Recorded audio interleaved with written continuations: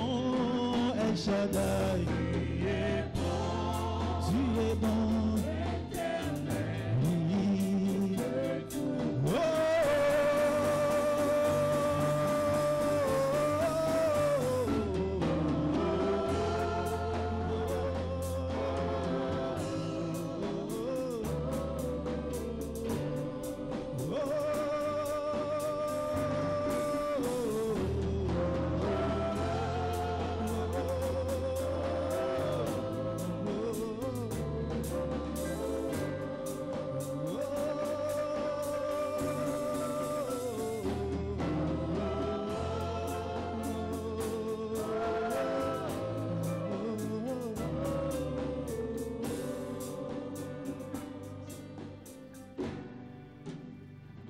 À l'agneau immolé, louange et puissance.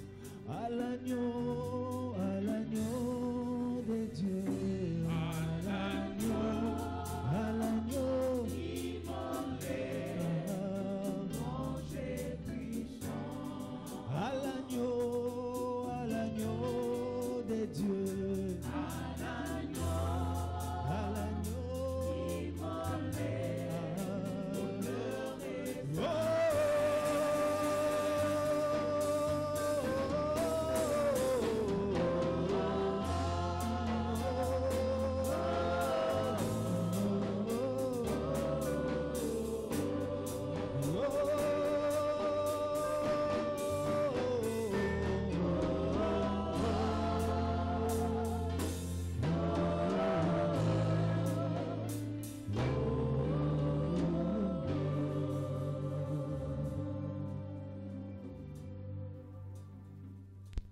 Nous prenons place dans la présence du Seigneur. Que Dieu vous bénisse abondamment cet avant-midi. J'ai dit que Dieu te bénisse. Regarde bien l'origine de la bénédiction sur la parole. La Bible dit Dieu le bénit et Dieu dit soyez féconds et multipliez-vous. Dieu a déclaré la parole et la parole s'est accomplie. Merci encore pour ce privilège, cette grâce d'être au milieu de vous et de vous parler de la part du Seigneur.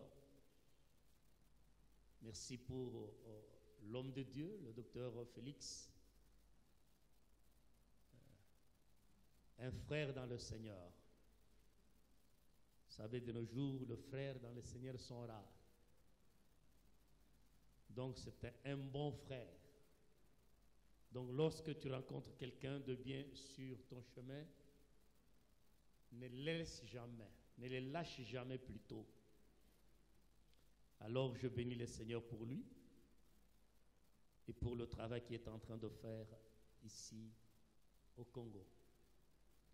Alors je voudrais que nous allons rapidement dans le texte que nous avons lu cet avant-midi. Je sais que c'est un exercice un peu difficile. J'aurais voulu prêcher autre chose. Mais c'est normal qu'on soit nourri la même nourriture. Amen. Alors allons-y rapidement dans Marc chapitre 10. Le verset 46 jusqu'au verset 53. La Bible dit, ils arrivèrent à Jéricho. Et lorsque Jésus en sortit avec ses disciples et une assez grande foule, le fils de Timée, Bartimée, mendiant aveugle, était assis au bord du chemin.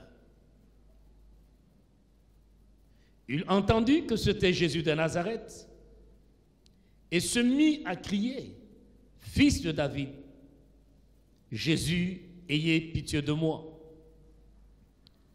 Plusieurs le reprenaient pour le faire taire. Mais lui, il criait encore beaucoup plus fort, « Fils de David, aie pitié de moi. » Jésus s'arrêta et dit, « Appelez-les. » Ils appelèrent l'aveugle en lui disant, « Prends courage, lève-toi, il t'appelle. » L'aveugle jeta son manteau et se leva d'un bond, vint vers Jésus. Jésus prenant la parole, lui dit, « Que veux-tu que je te fasse ?» Et Rabouni, lui répondit l'aveugle, « Que je recouvre la vie. » Et Jésus lui dit, « Va, ta foi t'a sauvé. » Aussitôt, il recouvra la vie et suivit Jésus dans le chemin. Regardez ici que tout miracle que Jésus opère, toute bénédiction que Jésus opère dans ta vie, dans ma vie, c'est pour atteindre un but. Tout ce que le Seigneur fait,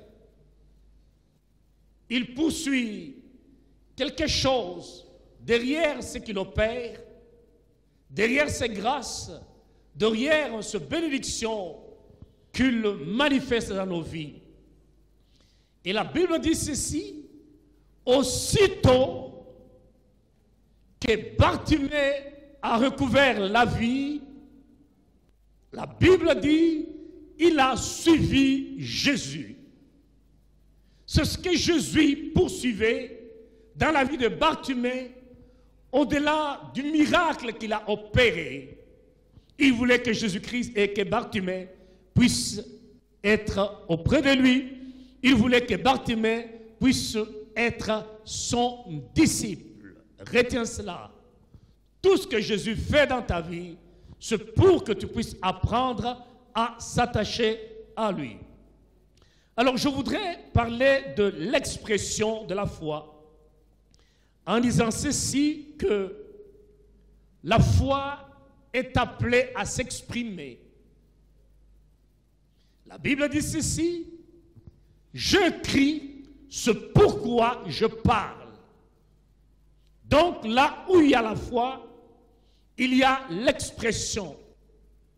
Et c'est pour cela que Jésus a dit à Bartimée, « Va, ta foi t'a sauvé. » Ce que la foi de Bartimée a parlé, la foi de Bartimée s'est exprimée.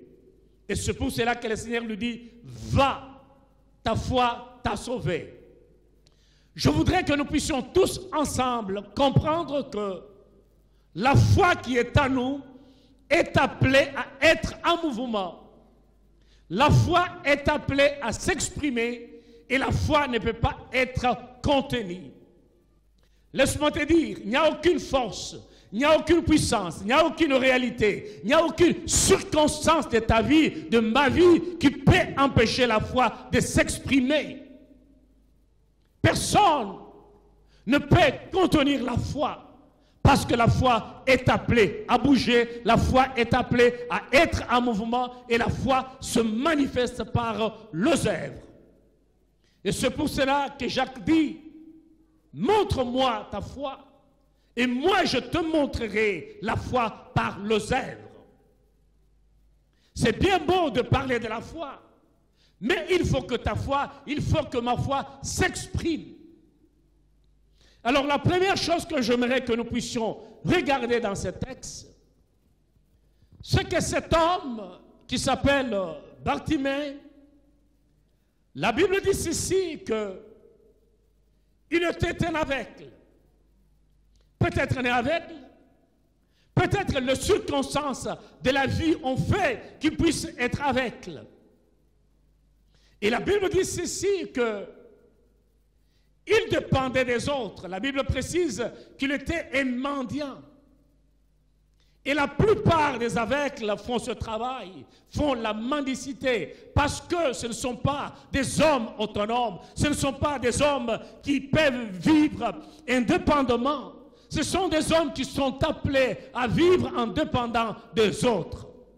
Je voudrais te dire cet avant-midi que Jésus est venu pour que tu puisses être un homme autonome, une femme autonome. La Bible dit ceci, si le Fils vous affranchit, vous serez réellement libres. Jésus est venu faire de nous des hommes et des femmes libres, que ce soit sur le plan spirituel, que ce soit sur le plan de la santé, que ce soit sur le plan matériel, sur le plan financier. Jésus est venu faire de nous des hommes libres. Tu ne peux pas être chrétien. Tu vis qu'au dépend des autres. C'est très dangereux. Un chrétien est appelé à un moment donné d'expérimenter l'autonomie de Dieu. Que ce soit sur le plan spirituel, sur le plan matériel, sur le plan financier, tu dois expérimenter l'autonomie de Dieu. Parce que le Dieu qui nous a appelés, il nous a appelés à la liberté. Et la Bible dit ceci, que cet homme mendiait. C'était ça son travail. Vous savez que quand tu es en train de mendier, des fois les gens te donnent quelques sous, mais ils ne te regardent même pas au visage. Parce que tu ne représentes rien pour toutes ces personnes. Tu vis au dépens de leurs moyens. Et la Bible dit, c'était ça, la condition de cet homme. Et ce jour-là, qu'il était assis au bord de la rue, au bord du chemin, je m'imagine qu'il était en train de mendier. Et la Bible dit ceci, que Jésus était en train de passer. Jésus sortait de la ville de Jéricho. Et la Bible dit ceci, une grande foule l'accompagnait. Je prie Dieu que tu sois dans la foule, mais que tu ne sois jamais confondu avec la foule. Je peux être dans la foule, mais que je ne puisse pas être confondu avec la foule. Souvenez-vous de Jésus lorsqu'il est venu vers Simon-Pierre. La Bible dit ceci, qu'ils ont travaillé toute la nuit sans rien prendre. Mais lorsque Jésus est venu près de Simon-Pierre, il lui a dit, avance en pleine eau, éloigne-toi du bord de la mer. Vous voyez? Parce que la foule se trouvait au bord de la mer.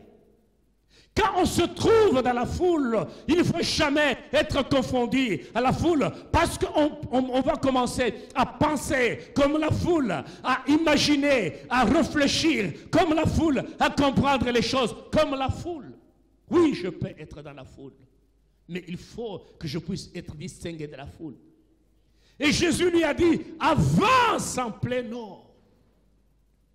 Regardez que Jésus l'a tiré loin de la foule, pour que Simon-Pierre puisse expérimenter le miracle, pour que Simon-Pierre puisse expérimenter la puissance de Dieu. Jésus l'a attiré loin de la foule.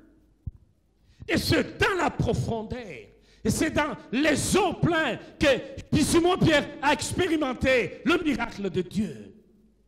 Bien-aimés dans le Seigneur, chacun d'entre nous doit cultiver une relation, une intimité. Chacun d'entre nous doit approfondir sa relation intime avec Dieu. C'est la chose la plus importante. Avoir une expérience personnelle avec Dieu. Le Dieu de l'Église, le Dieu de pasteur, il faut aussi qu'il soit aussi ton Dieu. Tu dis le Dieu de mon église, le Dieu de mon pasteur, mon Dieu aussi. Parce que j'ai une expérience avec lui. Et Jésus passait avec cette foule. Et Bartimée voulait savoir qui passait. On lui a dit, Jésus de Nazareth.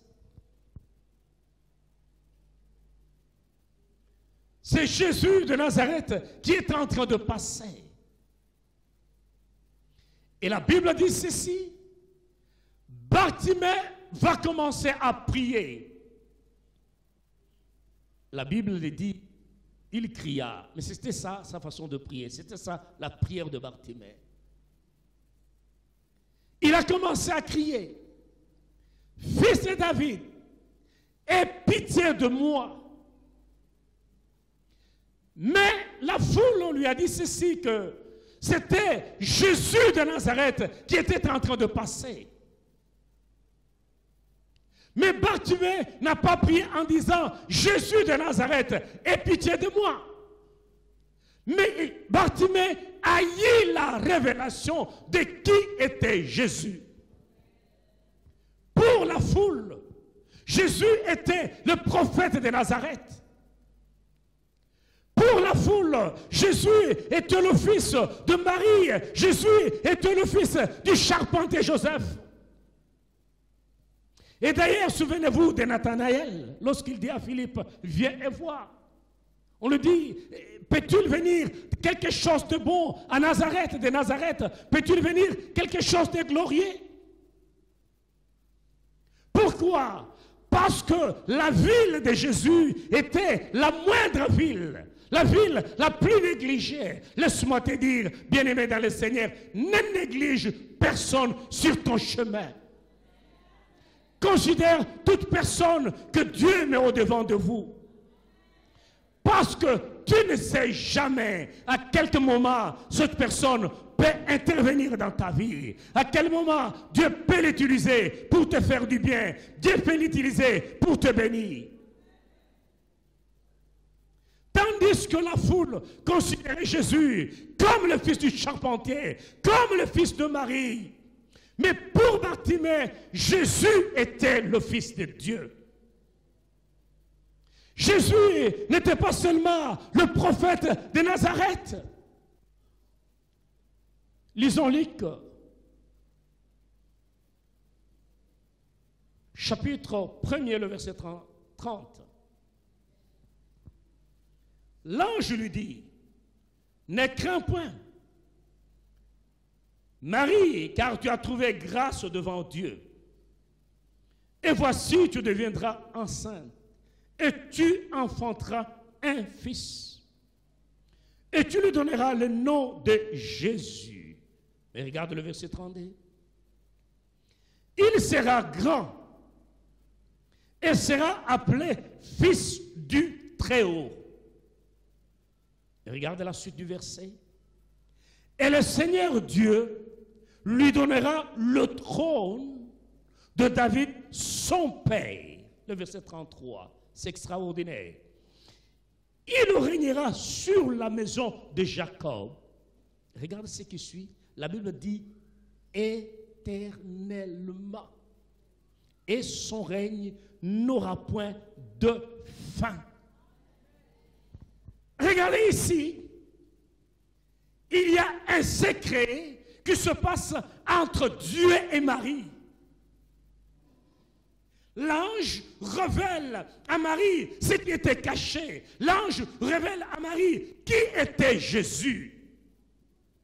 L'ange révèle ici qu'il est le fils du Très-Haut. L'ange dit qu'il va recevoir le trône de David, son père. Et que son règne sera un règne éternel. Regarde bien, la Bible dit règne éternel. Sa domination sera une domination éternelle. Lorsque vous lisez Daniel, Daniel parle de ces choses. Lorsque vous lisez Apocalypse, Apocalypse parle de Jésus comme le roi des rois, comme le Seigneur des seigneurs. Il n'y a que Marie qui avait cette révélation. Mais ici, dans le texte que nous venons de lire, Bartimée a la révélation de qui est Jésus. Il l'appelle fils de David. En d'autres termes, il le reconnaît en Jésus, que Jésus est le Fils de Dieu, que Jésus est le Messie, que Jésus est le Roi des rois, que Jésus est le Tout-Puissant, que Jésus est le libérateur dont Moïse avait parlé en disant « Votre Dieu vous suscitera un autre prophète. Celui qui ne l'écoutera pas sera exterminé de mon peuple. » Bartimée avait une autre dimension, avait une autre vision de Jésus. En d'autres termes, Bartimée voyait Jésus comme l'accomplissement des promesses de Dieu faites au roi David. Lorsque vous lisez le roi David, à un moment donné, lorsqu'il a décidé de construire le temple, Dieu va venir vers lui, il va lui dire ceci, ce n'est pas toi qui vas construire le temple, mais c'est lui qui sortira de toi, ce sera ton fils. Et dans cet échange entre Nathan et Dieu à cause de David, Dieu va dire à Nathan, va dire à mon serviteur de David, je garderai toujours un de ses descendants sur le trône. Mais ici, quand Jésus arrive, le royaume d'Israël n'existe pas. Le royaume d'Israël est sous la domination des Romains. Donc lorsque Bartimée voit Jésus, il le reconnaît en Jésus comme le fils de David. En d'autres termes, Jésus est le roi des rois. Jésus est le Seigneur des seigneurs. Jésus est celui qui a l'autorité sur toutes choses. Que Jésus est le commencement et la fin de toutes choses. Et c'est pour cela qu'il crie, fils de David, aie pitié de moi. La deuxième chose, la Bible dit ceci que le verset 47,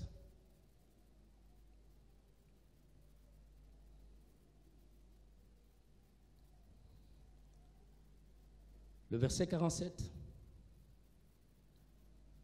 le temps que j'arrive.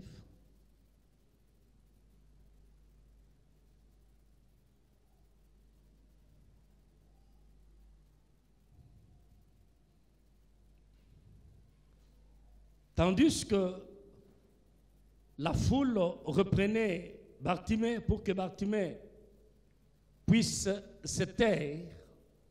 Et la Bible dit ceci, que Bartimée criait encore plus fort, le verset 48. Plusieurs le reprenaient pour le faire taire. Mais il criait encore beaucoup plus fort. Fils de David, aie pitié de moi. Vous voyez cet avant-midi? Nous sommes nombreux en ces lieux, mais chacun sait pourquoi il est là. Chacun sait pourquoi il adore. Chacun sait pourquoi il glorifie le Seigneur. Chacun sait pourquoi il prie Dieu. Mais ici, la Bible dit ceci, que la foule le reprenait. La foule voulait que Bartimée puisse se taire, que Bartimée puisse arrêter sa prière. Laisse-moi te dire, bien-aimé dans le Seigneur, n'arrête pas ta prière. Il y a des gens qui oublient pour la chose pour laquelle il est venu à l'église. Lorsqu'on le regarde mal, il dit non, on m'a mal regardé, je n'irai pas à l'église. On m'a mal parlé, je n'irai pas à l'église. On m'a dit ceci, je vais arrêter de faire cela, de faire ceci à l'église. Mais ici, la Bible dit ceci, que la foule le reprenait, mais Bartimée continuait encore à crier plus fort.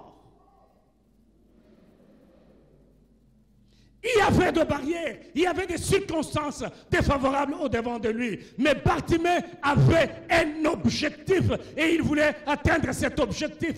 Bartimée voulait attirer l'attention de Jésus. Bartimée voulait que sa prière puisse être écoutée par le Seigneur. Quel que soit ce que disait la foule, cela n'avait pas d'importance. Mais que ce qui était important pour Bartimée, c'était que Jésus puisse prêter attention à sa prière. Bien-aimés, lorsque nous commençons à vivre par la foi, lorsque la foi qui est en nous commence à s'exprimer, le barrière commence encore à se dresser au-devant de nous. La Bible dit ceci, plus il criait, plus on le reprenait, plus il criait encore plus fort. Vous voyez? Lorsque les barrières, les circonstances défavorables se multiplient dans nos vies, nous devons multiplier nos prières. Notre foi doit atteindre une nouvelle dimension. Malgré les obstacles, malgré les barrières, Bartimée a continué à crier vers le Seigneur. La Bible nous parle de cette femme cananéenne qui est venue vers le Seigneur. Le Seigneur était entouré des disciples, des apôtres. Elle vient vers le Seigneur, elle crie. Ma fille est tourmentée. Seigneur, viens à mon secours.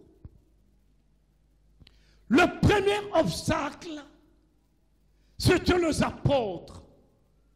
C'était les gens qui étaient autour du Seigneur. Tu sais, à un moment donné, je peux être un obstacle pour toi. Pourquoi? Parce que Dieu veut t'amener dans une certaine dimension.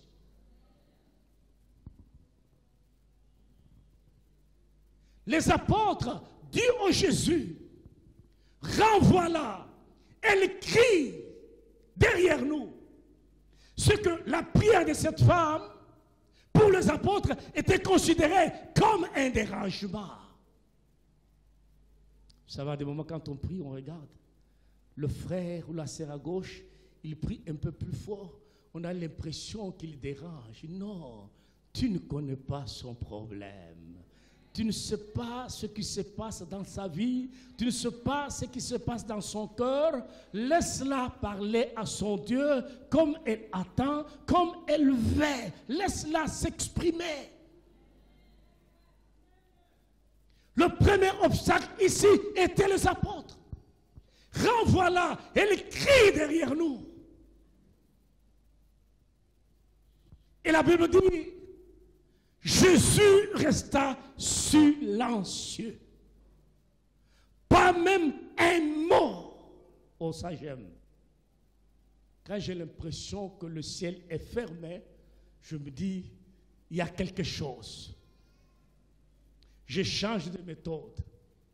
Je change de dimension de prière. Parce que je veux comprendre pourquoi rien ne se passe. La Bible dit, Jésus était silencieux. Laisse-moi te dire, si Jésus est silencieux dans ta vie, c'est qu'il veut t'emmener quelque part. Parce que Dieu écoute toujours, Dieu attend toujours nos prières. Alléluia.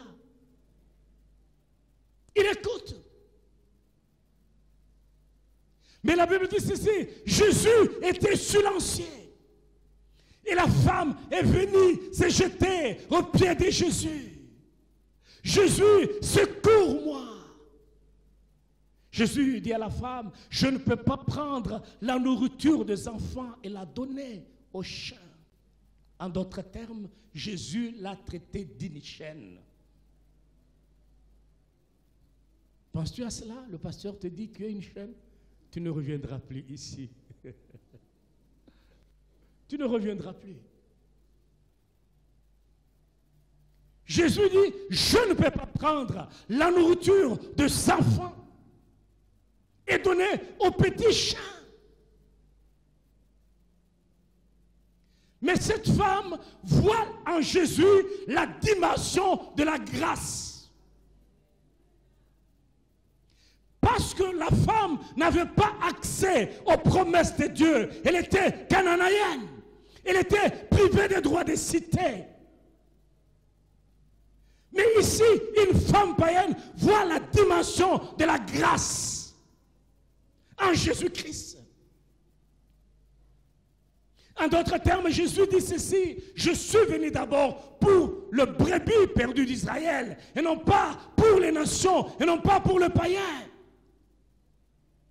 La Bible dit que nous étions des chiens.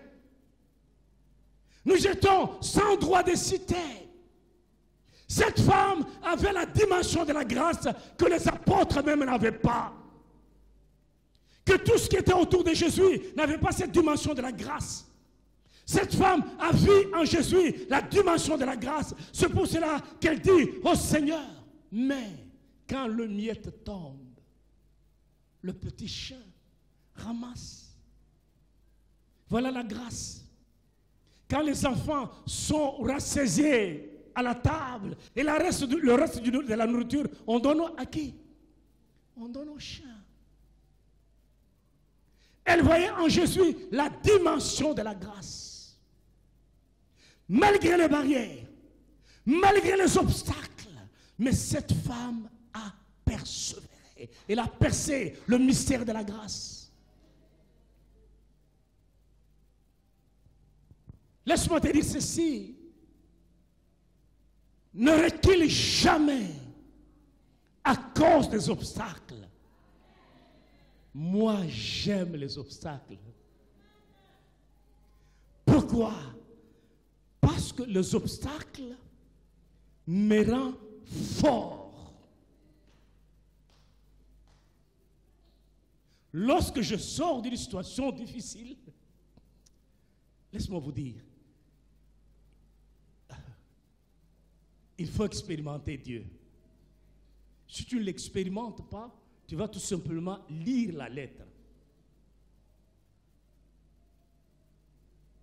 Je me souviens, il y a quelques années, je ne sais pas si le pasteur Félix était à Montréal ou pas. On avait une conférence. Alors, c'était le 3e jour, le vendredi. J'avais des invités. Alors, chaque matin, je descends dans mon sous-sol. De 8h, je prie jusqu'à midi. Alors, ce jour-là, je descends comme d'habitude. Dès que je vais commencer à prier, il y a ma fille qui m'appelle, me dit, papa, j'ai raté le bus pour aller à l'école, est-ce que tu peux me déposer? Alors, ce n'était pas intéressant pour moi. J'étais fâché, mais quand même, je suis monté. Je suis allé déposer l'enfant à l'école, c'est à peu près à 15 minutes de voiture, 15-20 minutes. Quand je suis en train de rentrer, ma femme m'appelle, me dit, est-ce que tu peux m'acheter un sandwich? Comprenez? Je m'arrête encore sur la route. J'achète les sandwichs. Maintenant, j'arrive chez moi, parce que la route qui est devant moi est divisée en deux. Il y a une bande de terre. Alors, comme je roulais par la droite, il faut que je fasse un demi-tour parce que ma maison se trouve de ce côté. Quand je suis au niveau de ma maison, je vois ma 4e fille qui saute pour aller à l'école. Et puis, elle me fait comme ça. Moi, je le fais comme ça. Or, elle a juste à traverser la route et l'arrêt du bus pour l'école est en face. J'arrive avec ma voiture, j'entre dans le parking de la maison, de la parcelle. Quelque chose me dit, regarde dans le rétroviseur. Je regarde dans le rétroviseur, je vois l'arrêt du bus. Mais je ne vois pas l'enfant sur l'arrêt de bus.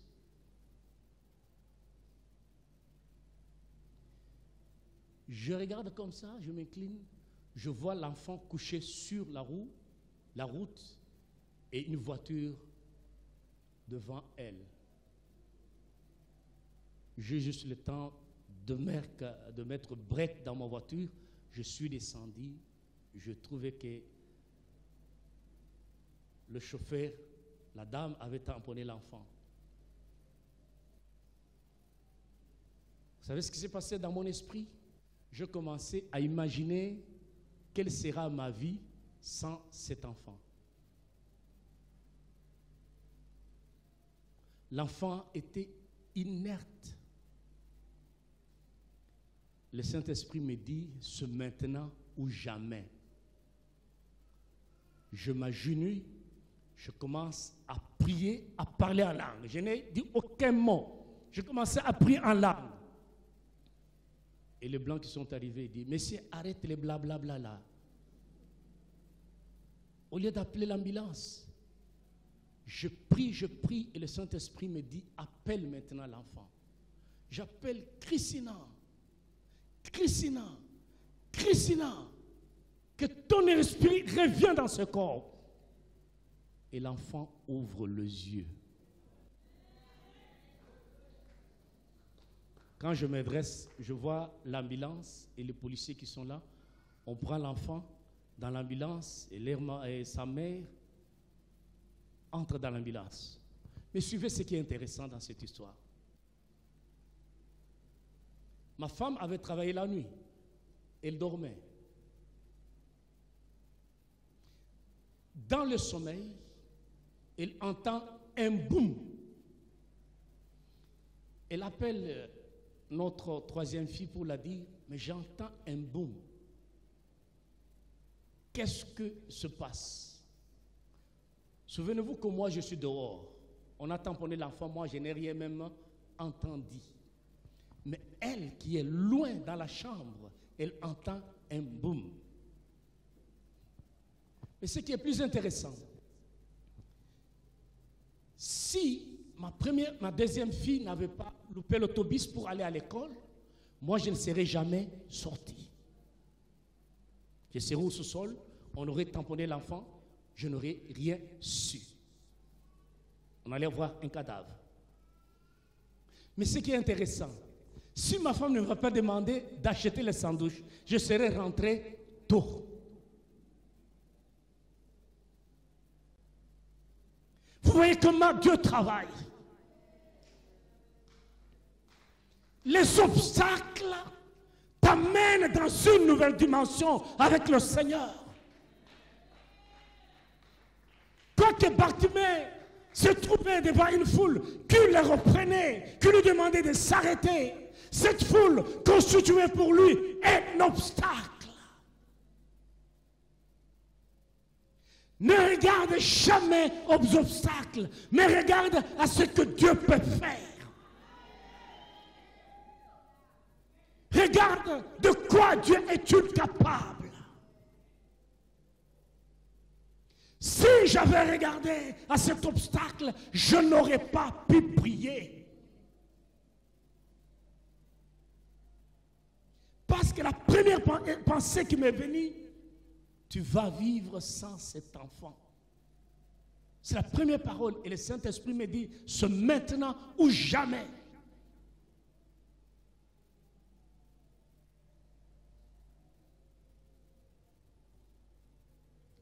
Les obstacles nous amènent toujours dans une nouvelle dimension avec Dieu. Sans les obstacles, on ne peut pas expérimenter la puissance de Dieu. L'évangile sera pour nous qu'une lettre. Mais nous devons percer les obstacles. Josué arrive devant Jéricho. Quand vous lisez ce texte, vous allez vous rendre compte que avant cela, Josué envoie des espions à Jéricho pour savoir si la ville est fortifiée ou pas, pour qu'il puisse établir son plan d'attaque. Et les deux espions arrivent et retournent et donnent le rapport à Josué. Vous allez vous rendre compte que Josué avait planifié les choses de sa manière. Mais Dieu a agi autrement. Dieu a dit à Josué, regarde, je livre Jéricho, ce roi, entre tes mains. Mais quand Dieu parlait, la ville était encore forte. Mais Dieu dit à Josué, il dit, regarde, je livre Jéricho et son roi entre tes mains. Il y avait un obstacle. Mais il fallait que Josué puisse avoir les yeux de Dieu. Qu'il puisse regarder les choses comme Dieu le regardait. Quand Dieu regardait le muraille de Jéricho, le muraille était déjà par terre. Mais pour Josué, c'était un obstacle. Laisse-moi te dire que ce que Dieu dit est la vérité. Lorsque Bartimée crie, fils de David, aie pitié de moi, il savait de quoi Jésus était capable. Il était sûr de qui était Jésus. Il était certain que Jésus est capable de le guérir. Et c'est pour cela qu'il criait, fils de David. Comme je l'ai dit tout à l'heure, que dans fils de David, il y a des trésors extraordinaires. Et Jésus ne pouvait pas résister à cette prière.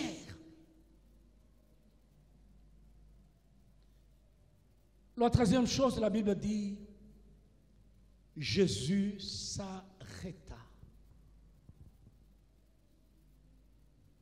Il dit, appelez-les.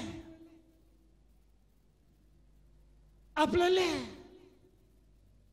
Pourquoi? Parce que c'était le temps de Bartimée.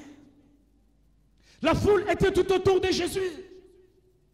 Mais Jésus ne se préoccupait plus encore de la foule. Mais le regard de Jésus s'est pointé sur Bartimée. Appelez-les-moi, on l'appelait. Souvenez-vous de cet homme qui était malade pendant 38 ans à la piscine de la miséricorde. La Bible dit ceci que à chaque jour, lorsque l'ange descendait, agitait l'eau, et que cet homme cherchait à se lever parce qu'il était incapable de marcher, une autre personne s'est levée et s'est jetée le premier dans l'eau. La Bible dit qu'il était malade pendant 38 ans, mais on ne nous dit pas combien des années, combien de jours, combien de mois il a fréquenté cette piscine. Mais ces jours-là, son temps était arrivé. Jésus lui-même, en personne, s'est déplacé à la piscine uniquement pour cet homme. Je voudrais dire à quelqu'un que ton temps arrive. Ton temps est là. La Bible dit, il fait chaque chose à son temps et il le fait d'une manière merveilleuse. Parce qu'il est le Dieu des œuvres achevées.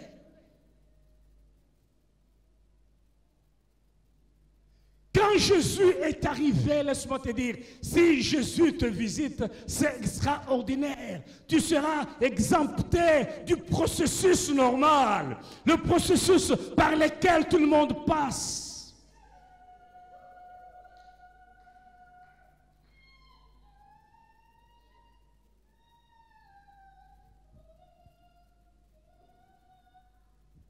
J'arrive en France pour faire ma correspondance. On commence à monter dans l'avion. Je donne mes papiers, on me dit, monsieur, tu ne peux pas embarquer. Je dis, pourquoi? Il dit, il fallait s'inscrire sur le site de INRB. Quand tu t'inscris sur ce site-là, tu reçois un code. Tu payes l'argent, donc tu arrives à Kinshasa, on te fait l'examen de Covid.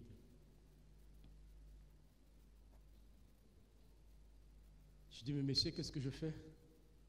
Il dit, non, tu restes. Puis je prends mon passeport, je me mets dans ce coin, je dis, Seigneur, je veux aller avec cet avion-là, pas un autre. Je suis resté, puis je vois un monsieur qui vient vers moi après 15 minutes. Il me dit, donne-moi un peu ton passeport. Il prend mon passeport, il ouvre, puis il va voir l'autre monsieur. Il dit, écoute, ce monsieur vient de très loin au Canada, est-ce que vous ne pouvez pas le laisser partir? Il dit, ok monsieur, tu peux venir passer. Lorsque Dieu te visite, tu es exempté du processus normal. Tout le monde s'est jeté dans la piscine. Mais quand Jésus arrive, regardez bien le texte, Jésus était là uniquement que pour cet homme qui était malade depuis 38 ans. Jésus lui dit, veux-tu être guéri? L'homme lui dit, non, mais je n'ai personne, regarde. Souvent, quand nous approchons de Dieu, nous avons en tête le processus normal.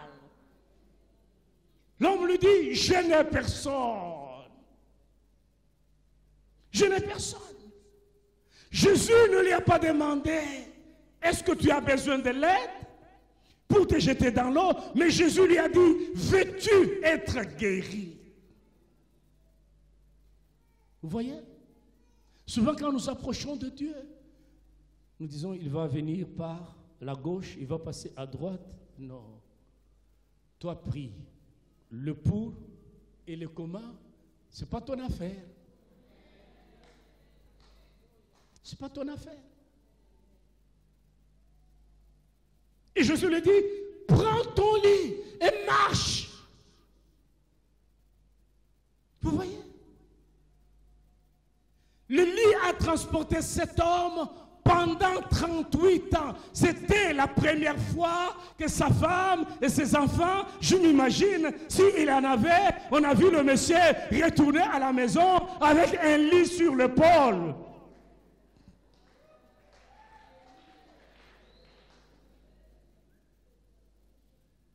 Le pharisien lui dit, mais toi, viens ici. Aujourd'hui, c'est le jour du sabbat. Qui t'a permis? Il dit, c'est lui qui m'a guéri. Vous voyez la foi? Il a une foi terrible. Il a dit, ces gens, quand vous lisez, tous ces gens, ils avaient peur de ces pharisiens, de ces sacrificateurs. Mais ces jours-là, cet homme a eu une force extraordinaire. Il a dit, c'est lui qui m'a guéri. On dit, mais qui est celui qui t'a guéri? Je ne le connais pas. Mais tout ce que je sais, il m'a dit, prends ton lit et marche. Mais ce qui est intéressant dans cette histoire, Jésus le rencontra après. Je vous ai dit, tout ce que Jésus fait, il le fait pour un but. Jésus le rencontra après. Il comprit que c'est Jésus qui l'avait sauvé. Et Jésus lui dit, va, ne pêche point. Tout ce que Dieu fait, c'est pour un but. Si Dieu te bénit, sache que c'est pour un but. Tout ce que Dieu fait dans la vie de quelqu'un.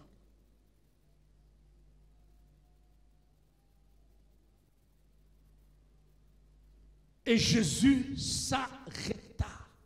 Je prie qu'il s'arrête sur ta vie.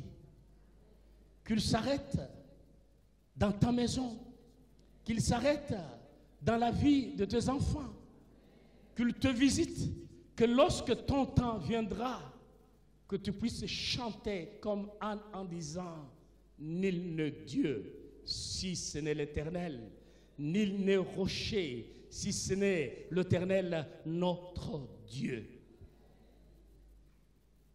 La dernière chose, le verset 51. Jésus prenait la parole et lui dit, que veux-tu que je te fasse?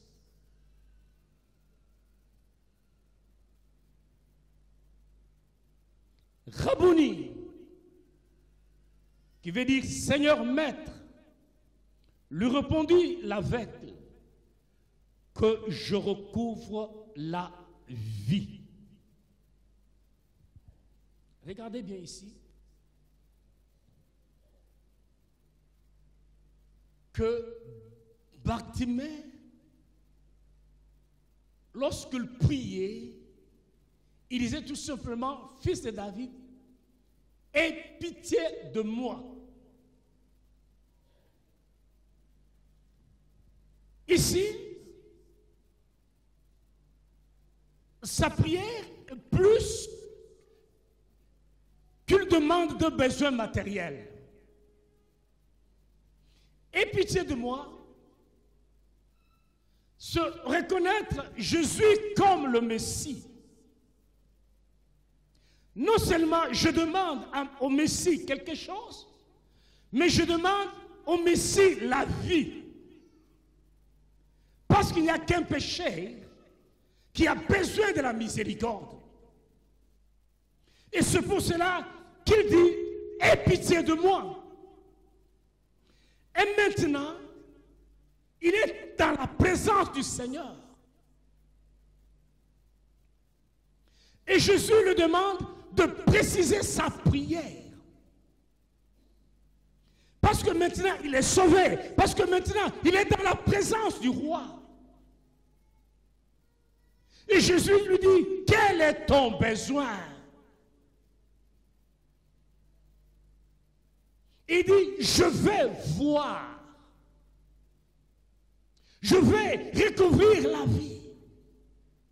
Même dans la présence du Seigneur, Bartimée a continué à prier, a continué à parler à Dieu. Souvent, nous avons des gens, lorsque ils bénissent à l'église, ils venaient avant que le culte commence à venir pendant l'adoration. Plus il le bénit, il commence à venir 2 minutes avant la prédication. Plus il le bénit, il commence à s'absenter à l'église. Vous voyez? Mais tout ce que Dieu fait, c'est pour que nous puissions nous attacher à lui. Bartimée était dans la présence du Seigneur et le Seigneur lui dit, que veux-tu que je fasse pour toi? Que je recouvre la vie. Même dans la présence du Seigneur, il a continué à prier. Il savait que Jésus était capable de tout me donner, que Jésus était capable de dire un seul mot, que je puisse retrouver la vie. Il savait que Jésus s'était arrêté à cause de lui. Que les apôtres et que la foule qui était autour de Jésus contemplaient maintenant l'échange entre Bartimée et Jésus. Mais dans cette présence du Seigneur, il a exprimé son cœur. Oui, bien-aimés dans le Seigneur, quand nous sommes dans la présence du Seigneur, même quand nous adorons, même quand nous chantons, même quand nous louons, que ce ne soit pas seulement nos lèvres, mais que ce soit une adoration, que ce soit une louange qui sort du fond de nos cœurs. Et Jésus lui dit, va, ta foi t'a sauvé. Et nous voyons que le salut de cet homme, la guérison de cet homme, a été une démarche de la foi. Il a eu les circonstances qui se sont dressées sur son chemin, mais il a surmonté toutes ces circonstances jusqu'à atteindre Jésus-Christ. Que la foi qui est en nous s'exprime. Que la foi parle, que la foi puisse être agissante, que cette foi puisse agir, puisse surmonter les circonstances de nos vies. Parce que la foi parle. Souvenez-vous de Jacob. Lorsqu'il a rencontré Dieu. Et Dieu l'a frappé, il a commencé à boiter. Dieu lui dit, laisse-moi partir. Mais il dit, non, je ne te laisserai pas. C'était ça sa prière. Jusqu'à ce que tu puisses me bénir. Mais lorsque vous regardez la vie de cet homme, il était richement béni sur le plan matériel. Mais il lui manquait une expérience avec Dieu. Les obstacles amènent notre foi à s'exprimer. Je voudrais prier avec toi. Je voudrais que tu puisses incliner ta tête.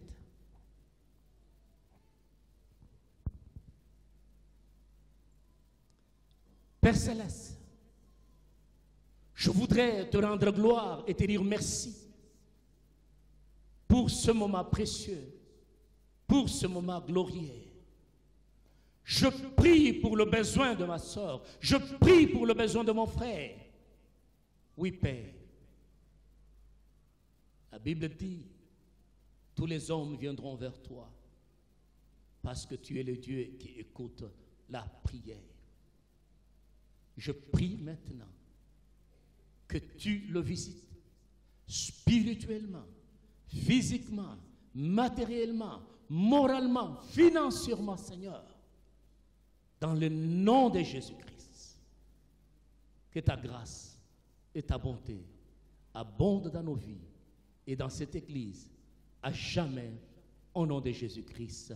Et nous disons Amen.